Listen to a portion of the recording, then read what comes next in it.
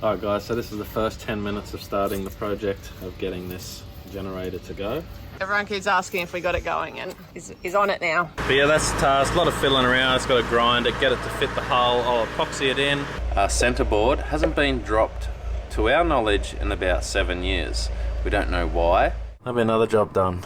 It's just a fiddly little job, you know? It'd be just quicker to build a boat than play around with old stuff, to be honest. We are an Australian family that set off on an adventure of a lifetime. We hope these little videos make you smile and inspire you to chase your dreams. Subscribe to join us and our travels as we share our life on the sea. This is all of our valves that we've removed. One of the places we were going to get some valves from was San Diego and Marine Exchange, which is a big chandlery there. There's a 12-week wait on the Perco, which is the brand that these ones are. There's a 12-week wait on Roco, which is a brand I'd switch to. There's a rebuild kit that I can wait 2 weeks for, and a 12 weeks wait on these spindles that are broken.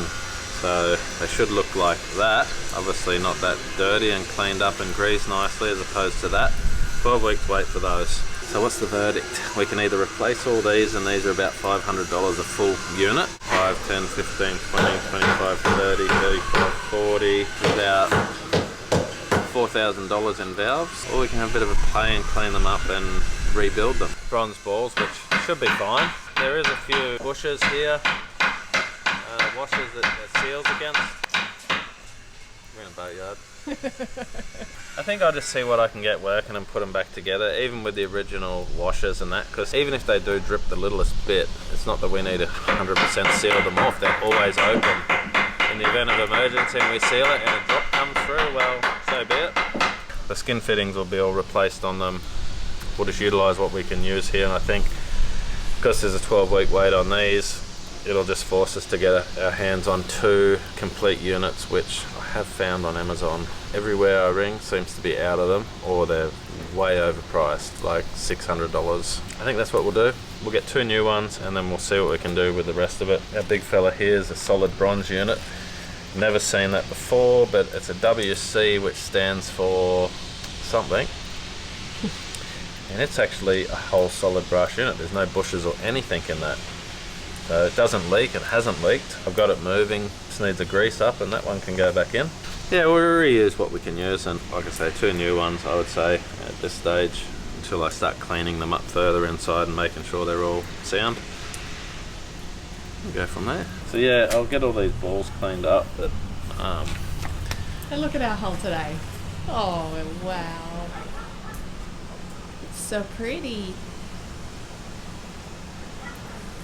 Had a cruisy day today. yeah. So we had a big day yesterday. Still haven't had a chance to look at our little motor yet, but still lots to do. Had enough of this boat works, guys. We're ready for a little bit of water time. We were talking to our friend last night and got us excited about going surfing and having fun again. As soon as all these are back in the boat, we could look at getting put back in the water. So we've saved 6 out of the 8, haven't we, matey? These valves now are open, shut, open, shut. I haven't actually lubricated them yet, but I just sort of want to work out what we're going to reuse. So it was only 2 out of the 8 that failed, and it was only due to, obviously someone had tried to turn them at some stage, maybe if they had growth in them, and snap the valve stems. So 12-week wait on those, and we just got rid of the 2 sad looking ones. If we did have valve stems, we probably could have rebuilt these, but we just have to get our hands on 2 more. Should have our valves back in. Just got to get some skin fittings for them. That's rubbish. Spare ball,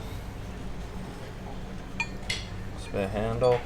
Okay, so we've driven to Arizona because the border was closing on Monday indefinitely. So we've come up quickly to Phoenix to do a quick parcel run, grabbing our packages and doing some shopping. We had some of our patrons have us stay in their van out front of their house. We're just leaving. Thank you, Cole and Angela and the girls. It was super nice to meet you guys, and we had a great time. Border is shutting where we are in Lukeville. It's closing, so we won't be able to come and do a quick 3-hour run up to Phoenix we don't know when it's reopening. So that's why we've come up. We just did a quick run up to get our packages, and yeah, we're heading back today.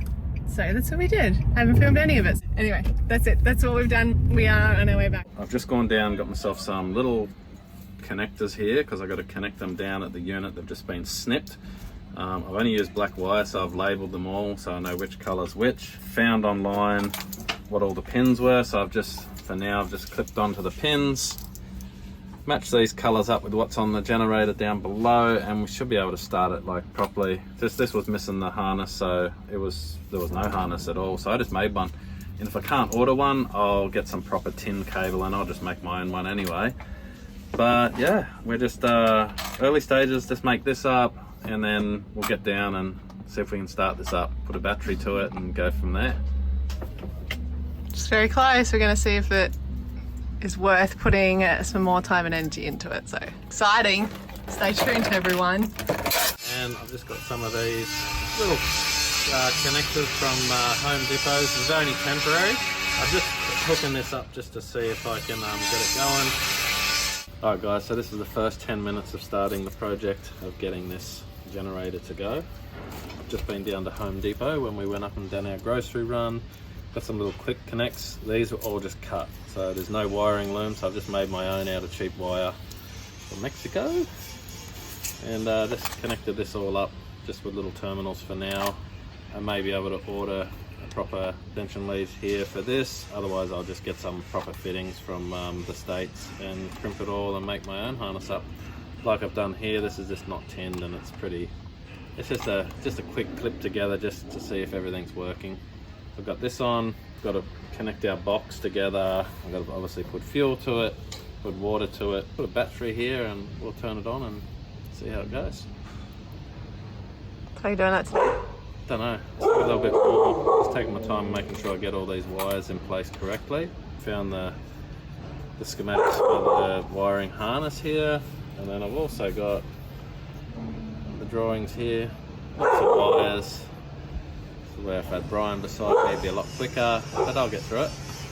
I may need to phone a friend at some stage, see how I go first. A bit hard to communicate this over the phone, but if I get stuck I'll give him a call. Alright, we're getting closer. It's finally, everyone keeps asking if we got it going and is on it now.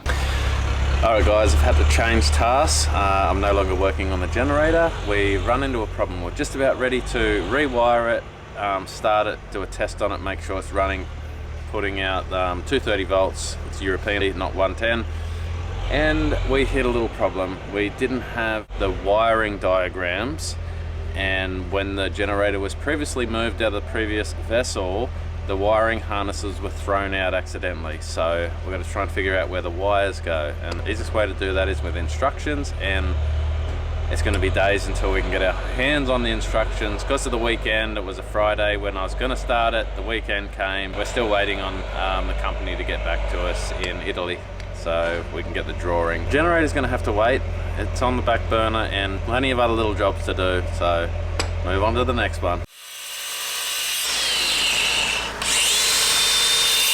What am I up to? I've just got myself a little bit of G10 here. This is the old through hole to our sea chest. As you can see, it's really corroded and the electrolysis or whatever's got right into there. It's a custom made one, so it's on the angle of the hull. So I don't want to sort of get a custom made unit. I'm just going to get a standard Groco bronze through hole. So this is getting replaced, but in doing so, because that's on an angle, I can't get a bronze one on an angle. I'm just going to use a bit of G10 and create a backing block. So the hole's like this, and I'm going to make it flat. I'm going to put a block on the inside of the boat and on the bottom of the boat, and then I'll be able to use a standard Groco fitting. All about standardizing everything, guys. If you ever need a new one, you just go down to the local chandlery and get one. You need one of these, you need a welder, which, you know, I potentially could do. But yeah, that's the task. A lot of fiddling around. It's got to grind it, get it to fit the hull. I'll epoxy it in. Anyway, that's stage one. It's actually a little bit wider than what the Groco fitting is. The flange on the Groco is a little bit thinner. That'll fit underneath. Expensive stuff, but it's good stuff for backing plates, good stuff to work with, adhere to. It's expensive, but it's good stuff. It's quite thick, the hull here as it is. I'm not going for strength with this G10. It's purely just to level up the hull. I've sort of ground in a little bit, but I'm going to position this and sort of, one end of this block will be fed down to nothing, and then the other end will be sticking out. So if I use myself a level and get that level, and then the inside plate level, there'll be two flat surfaces at the same plane to stick the new through hole to. It's going to be quite thick. It's going to be like that thick of a hull there. It's thick as it is. It's like that thick sort of there, so Let's take a look. Oh, look at that. it's quite thick, solid glass there.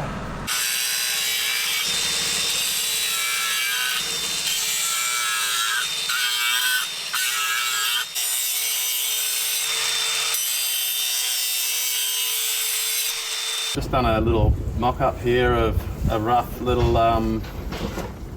sort of backing plate for our through hole. It's a 3-inch through hole where my finger is. The flange of it comes out around here. I'm just going to fare all this into the boat and make it a bit more streamlined. But I didn't really have much option. I didn't want to put a block on, a fairing block, but it was either get a custom made one, because this actually goes into a box into our sea chest. So that was my only option for now. So I'll fare this in, stick it down, tidy it all up, and I think it'll be quite alright. There's the through hole fitting here, 3-inch, there's the flange. This is just some G10 that I've glued together, and then I'll epoxy the whole thing and fare it in. It's nothing structural, it's just a backing block for the through hole, so we'll bring it down here, we'll fare it down. It'll be no different to a bow thruster or a big, I don't know, HF block on the bottom of your boat. So that was the option, guys. I just wanted to standardize it, so if ever it needs to be replaced, let's pull out a 3-inch through hole and put another one in. Job done. I've got myself a little block set up here, so once I glue it, I should be able to pull our little block through, hold that in place, and then I can finish that off and let that set. So that's the plan. We'll see how we go. I just got to put a couple more witness marks just to make sure everything's square and level. And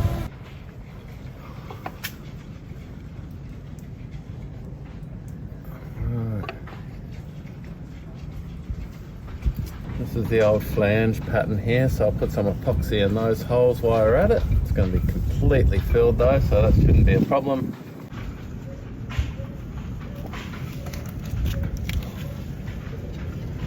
Alright, well that's first coat. It's not a pretty coat because it's got fiberglass shavings all through it, Boreal silica, and it's got a little bit of fairing in there just to make it a bit easier to sand. I'll give this a rough shape up tomorrow. Pretty cool now, it's probably not going to go off too quick. And then we'll give it one light coat and fair it up a little bit more. Big and bulky, but like I say, we didn't have too many options, and it was always a concern for me because 3-inch through hole does definitely bring in a lot of water, and it's something I wanted real solid. This here is just all cosmetic, going to be bolted in, so this is pretty much just a fairing block which I've just made up out of a bit of G10. Pretty streamlined, guys. See, a little bit of water will flow over that way once I sand it up. Now it's got a standardized fitting that will fit in there. Now the inside, this was the old flange that was holding the last through hole on, or custom through hole, the stainless part that was on the outside. So I've removed that. I'm just cleaning up here now. I'm going to do a similar thing to the outside. I'm going to put a bit of G10 in here, a nice plate, and cut all this and get this leveled up. Pretty much exactly level because I've made the outside level. And so once that goes in and I drill a hole through, this will be our coupling that goes over and sits on top of the G10, and then we'll put our hose tail on the end of this into the sea chest. So it's going to be a lot stronger than what was there, and it'll just it should last a long time. Waiting on skin fittings and bits and pieces. That'll be another job done. It's just a fiddly little job, you know? Be just quicker to build a boat than play around with old stuff, to be honest. Problem after problem. It takes a lot longer to try and work someone else's problem out that they haven't quite done right, or we won't let this get us defeated, and we'll keep going. While I'm waiting for the epoxy to dry, I've got another job to do. Our centerboard hasn't been dropped, to our knowledge, in about 7 years. We don't know why, but we're going to start at the pin here's the forward pin, and then at the end there's a aft cable. We're just gonna pop this completely out and make sure that that's completely free. I have moved it, I've had penetrating oil sitting on it for weeks. So we're just gonna pop this out. It may drop, and that's sort of what I'm hoping. Hopefully it's not too hard to get back in, because it is a very tight pin. That'll just be a little bit of playing around to align it. But I'm hoping that if we knock this pin out and it drops a little bit, it might release the back. Otherwise, we'll lift this back up, put the pin back in, and then move on to I don't know, where the cable is and try and loosen it somehow. There's no visual inspection from inside the boat. It's what you see down here and underneath. It all looks really clean. There doesn't seem to be any growth build up under there. So, like I say, we'll pop the pin and then move aft, and then we'll try and pull it down somehow. So there we go. Just knocking this through here, and we'll knock that, and we might get a little bit of play, and maybe the keel will come free. We're not sure, or the centerboard, sorry. And then we'll have to make up some sort of plates or lay the glass back over that once we put it back together. There were stainless steel plates, but again, stainless steel underwater was badly corroded, so we'll have to work something out there too. One problem at a time. This is where I'm a little bit nervous. Once I knock this pin out, very little tolerance there. If this drops and moves a little bit, either way it's just going to be really hard to get back in. I haven't got any jacks at the moment, but I've got 2 timber blocks, so it is elevated. So if it does drop and move, I've got room to put jacks underneath and sort of play with it. Face that problem when that happens. There's a washer and a pin. The washer's probably not gonna... So that's stuck, it's not even dropping at the front. It's completely stuck. So that should drop.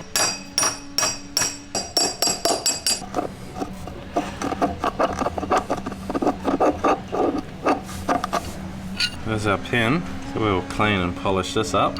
It's actually only pivoting on this bit, and there's a huge block of whatever's in there, like a big steel beam. It's absolutely massive, which I suppose it's got to be pretty strong to support that centerboard when it's under load. I've got like an inch under both blocks, so if the keel was to drop, it doesn't just fall straight down on the ground or on me. Plenty of this rod, so what I will do, if I do have trouble realigning this, I'll just put a great big taper on the end of this when I can get it close to realigning it come time to put it back together, and go from there. Let's have a look. I'm going to give this board a bit of a kick and a wiggle and see if it drops.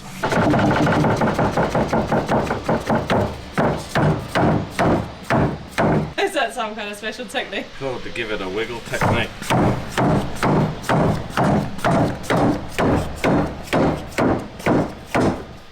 Why is it not moving? It's actually dropped down. It did? At the front. Can you see through the hole now? It won't be aligned. Look. Okay, so the keel I think has come right down. It's come down a little bit? I thought it was sticking like that before. She's come down. I'm gonna... Oh yeah, it's on the timber. I'm gonna take this out hopefully, yeah. Okay, so I've got movement at the front end. Haven't got anything at the... I might just loosen that a bit too. Don't loosen too much.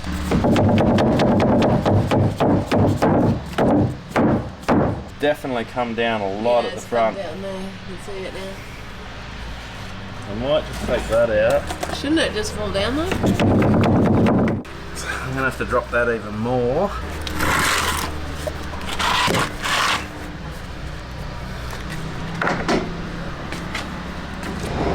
Why do you think it's stuck? Front end, it's obviously swiveling on the pin. The back end has a cable. I've undone the cable on the inside of the boat. There's a box at the back, cable enters through that, but the box is below waterline. I was inclined to cut the box where the cable goes in, where I think the keel is stuck, and epoxy up a new box higher so it's above waterline, so it can be at sea lifted and visually inspected and looked at, and if there's any problem. So it's come down a fair way now. I'm just gonna let it get to that board and then it's gonna go. Anyone's got any suggestions on this? We've removed the front pin, the keel's dropped at the front, there's only a cable at the back here. What could it be? Till next time guys, fingers crossed we can get this freed up.